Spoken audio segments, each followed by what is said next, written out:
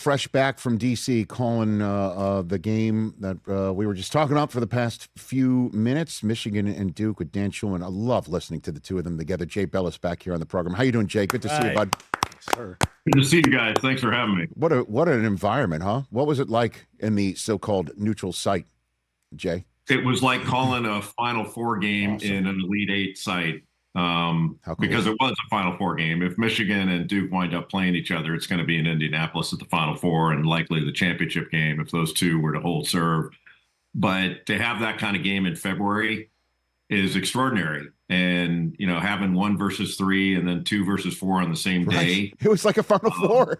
It was like a Final Four. Yeah, and I get it. 2 and 4 were conference rivals, and that can happen. But to have a non-conference game, where 1 and 3 are playing, it's really kind of an extraordinary happening. And, basketball kind of owned the day on television. We were, I don't want to say we were surprised, but impressed is probably a better word that, we took College Game Day to a neutral site, which we would only do at a conference tournament.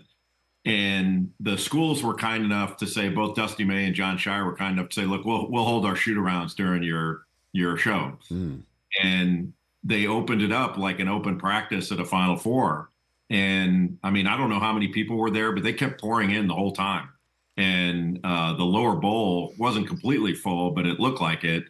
And it was just a really cool atmosphere. And while I'm sure the coaches might have thought, well, this is kind of an unnecessary distraction, I think they got it that, this is something that could really elevate the sport. And it's something we need more of in the future, where conferences build in this kind of non-conference inventory into their schedules, but do it in February rather than in December when, people and media are consumed more with football than basketball. Yeah, and then programs like Michigan and Duke can be 25 games down the road, fully formed, ready to roll, right? Battle-tested, highly ranked, and go for it. I loved it. And when I saw it on the schedule, I'm like wondering what it would look like.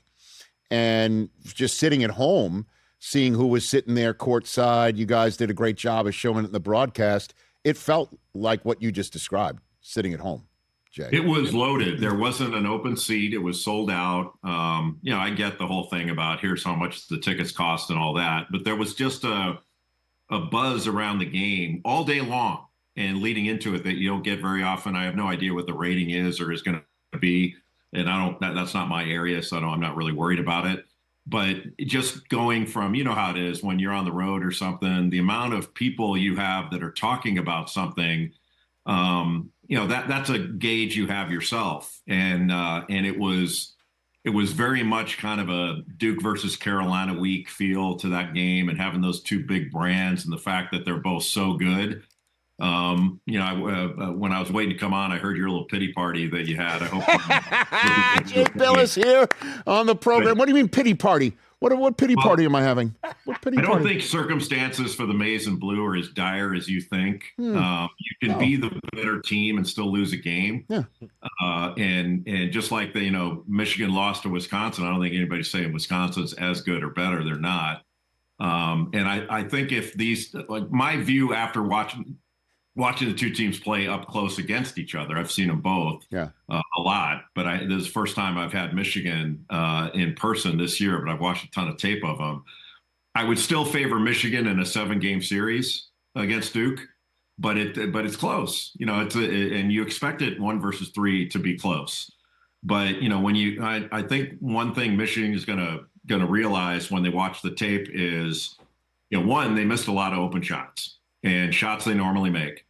And number 2 is they did not stress Duke's defense as much as I thought. Like Duke wasn't made to move defensively as much as I expected, because Michigan runs really good offense, but they didn't get to the second and third action in possessions to really stress the Duke defense. They didn't have to, they never really got out of their help position most of the game in half court settings, and still Michigan had a shot to win. So I don't think things are as dire as you seem to think they are. No, Jay, I'm just saying, they're the underdogs now. That's all I'm saying is, here moving on forward, they're the underdogs is all I was saying. I'm not sitting here saying dire, but from my own untrained eye, what I could see was Duke was clamping down on Michigan's transition game. Usually if you miss a shot against Michigan or you make a mistake or a turnover, it's 2 points the other way in a blink of an eye. And I didn't see that a lot either. So what did Duke do to Michigan that other teams have had trouble doing or can't do? Well, first, it's easier to slow a game down than it is to speed one up. And so Duke generally does a really good job of controlling tempo and taking away the other team's transition. And in one way they do that is their offense really helps their defense. Like they generally don't take bad shots. They're a very low turnover team, and neither Michigan nor Duke are high turnover forcing teams. So that was certainly helpful to having it be more of a postseason type half court oriented game.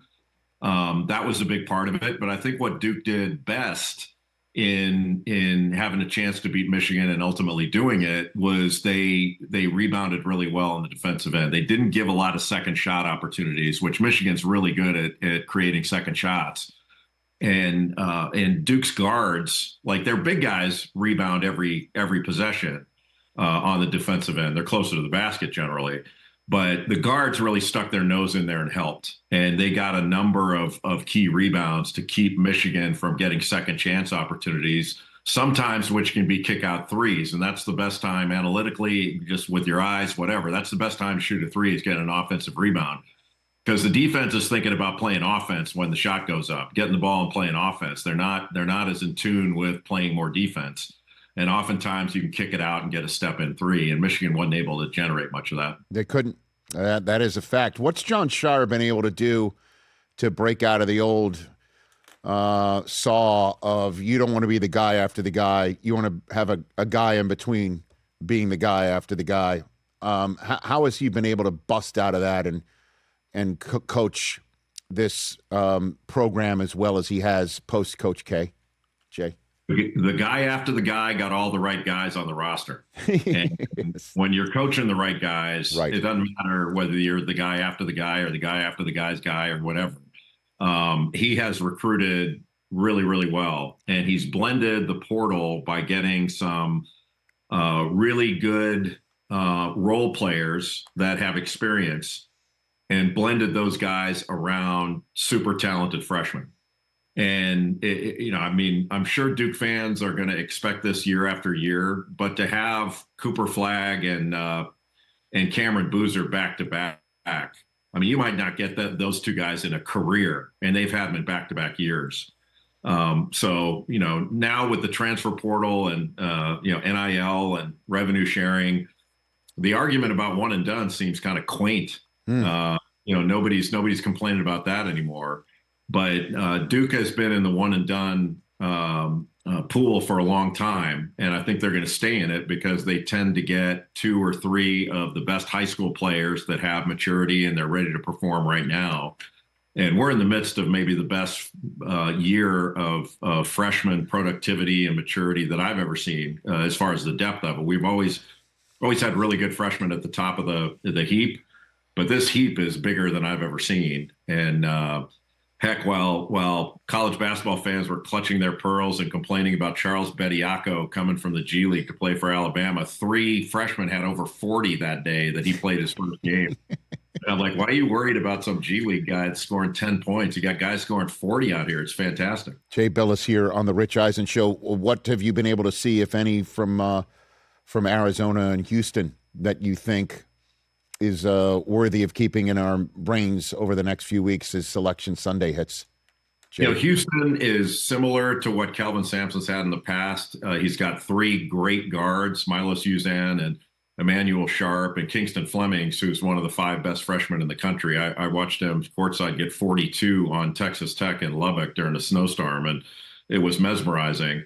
Their big guys they do not score like some of his prior front courts, but they're really good defensively. They can really rebound. So Houston's legit. We just, Rich, don't have teams like last year at the top. Like I felt this time last year that, Florida, Duke, Houston, and Auburn had kind of separated. Like they were the best teams and there wasn't much question about it. And it didn't mean that one of them wouldn't slip on a banana peel in the tournament, the Elite Eight or something and lose. That I wasn't saying that.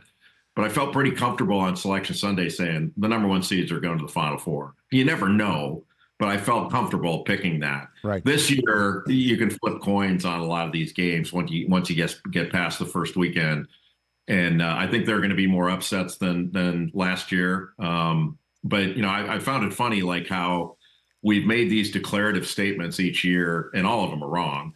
But a couple of years ago, Florida Atlantic and San Diego State make the Final Four after NIL starts, and everybody's saying, well, the world is flat, everybody's equal, now anybody can win. Last year, the 4 number 1 seeds make the Final Four, and everybody said, well, it's over. No chance for the little guy anymore. It's just going to be the power conferences dominating. This is horrible for college sports. And then this year, we'll get back to another narrative. I don't know what, but it'll be different from last year. But Florida's starting to come on right now. So they're another team to be concerned about. Arizona's banged up. They're down a starter and a rotation player, and they're just an 8-man rotation. So they're down to 6. And yet they played Texas Tech to overtime and lost before JT Toppin got hurt, which was heartbreaking at Arizona, and then beat BYU after that. And then they wind up beating, having a great win against Iowa State. I mean, it's just stunning they could play that well down a couple of guys. And it just kind of shows you that some of Arizona's role players, like, your role is what your team is asking you to do. It's not who you are. And guys busted out of those roles to show who they are when they were needed. It was really kind of cool to see. Meanwhile, Houston and Kansas play one another tonight, Jay, which puts Darrin Peterson back in the spotlight.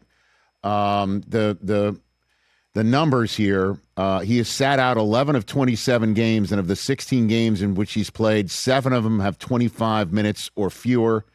We all know about the injuries. We know about the cramps. We know about him taking himself out of a game recently. He did play 32 minutes in the loss to Cincinnati over the weekend. What's your opinion of what's going on with this kid, if anything, Jay? Well, I mean, it's obviously a curious case because you don't see it very often. But we have had players in the past that have had to deal with a hamstring injury, and those are issues you don't want to linger throughout the course of the season. So Kansas was careful with it, and this cramping was an issue for Peterson.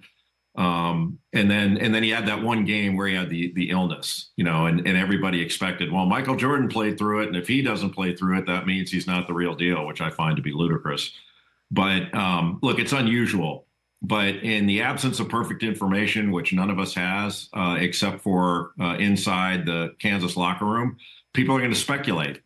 And I think some of the speculation has been honestly a little over the top. Like, they're questioning this kid's athletic character, his want to, and all that stuff, as if he's making these decisions like, hey, I just had 18 against BYU and against AJ Devonsa. That's good enough for me, so I'm good. I don't think that's what happened, but I don't know. Maybe it did, but I don't think it did. And what I found really, really interesting was, the kid's getting pilloried for not playing in the second half of a game against Arizona, or not playing at all, whatever it was. And then he only played one half in another game. And people were questioning that, like, he needs to play. And then he plays the full game against Cincinnati, and Kansas gets beat. And now he shouldn't play at all. Like, get rid of him. And we're like, what? It's one game. Like, what are you guys talking about? You got people out there saying he should shut it down, and Kansas is better off without him. Like, I promise you, they're not better off without him. They lost one game.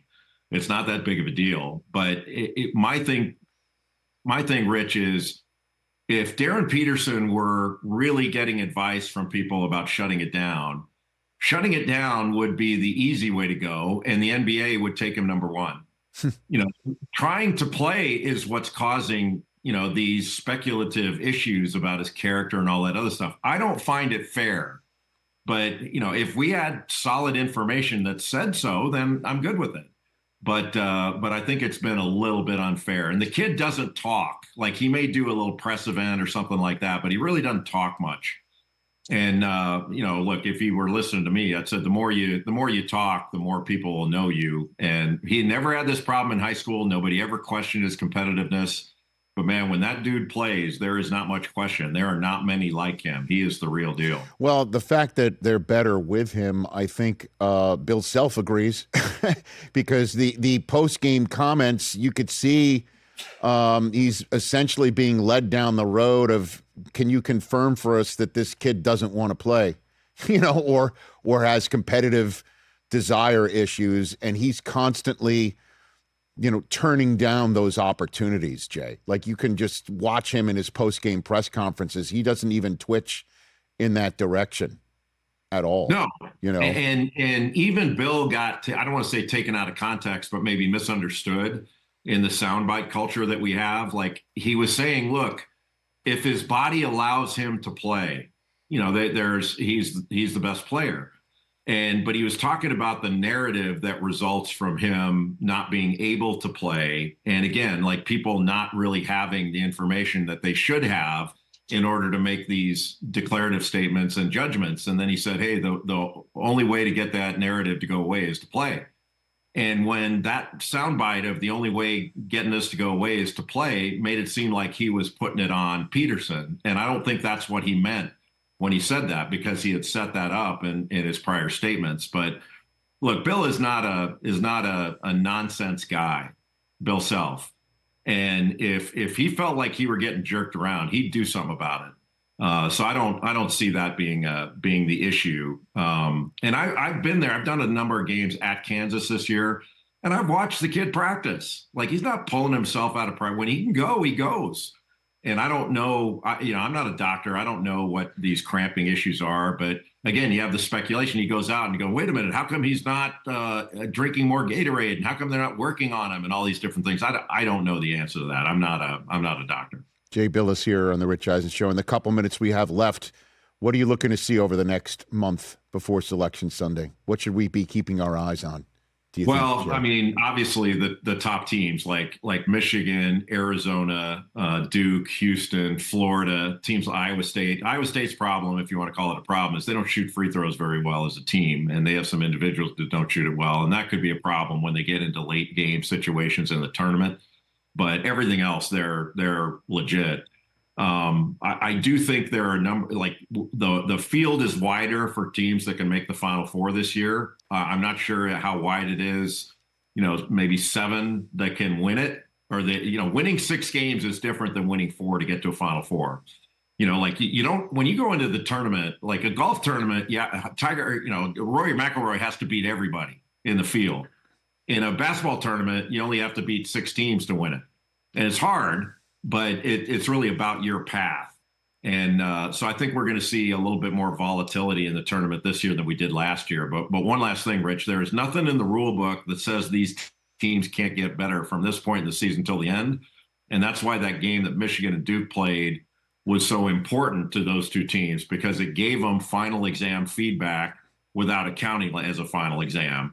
And so I think both of them can take that and use it to really get better as they practice and prepare and play these last several games before we get to the NCAA tournament. That's going to be really important. And part of the final exam stuff is Michigan is how to play as the underdog from here on out, Jay, right? I don't, it's funny. If they have that mentality, whatever you need to do to feel better, go ahead. But man, shaking your head at. I still think they're the best team. Now, that doesn't mean they can't get, anybody can get beat out there. Nobody's unbeatable. Okay. But I like, if you said, which team would you like to be heading into March, I'd like to be them first. You would. You'd take it. I wouldn't wear the yellow uniforms though. Well, first of all, it's maize, Jay. Okay. All right. It's maize. It's all right. What's wrong with that? What's wrong with the maize uniforms? What? Well, they're not going to get hit by a car wearing that. I can tell you. I don't know. Seemed like they got hit by a striped. They got hit by a striped car. That's what it felt like to me sometimes. Wow. The car had stripes. Loser. There was only one call. There were a few calls that, almost every game you can shake your head at a few calls. There was only one that I was like, really, was the one on Adai Mara where he blocked a shot. Like, I think the loser got into his body. They blocked the shot up top, and you're like, whoa. Like, that was offense initiated contact. Like, what do you want the guy to do? Like, back up 10 feet and then block it? Like, that was the only one I got a little like, what? Okay. But the other stuff was fine. Right. It's just normal. The hard part is you let the game be that physical. Yep.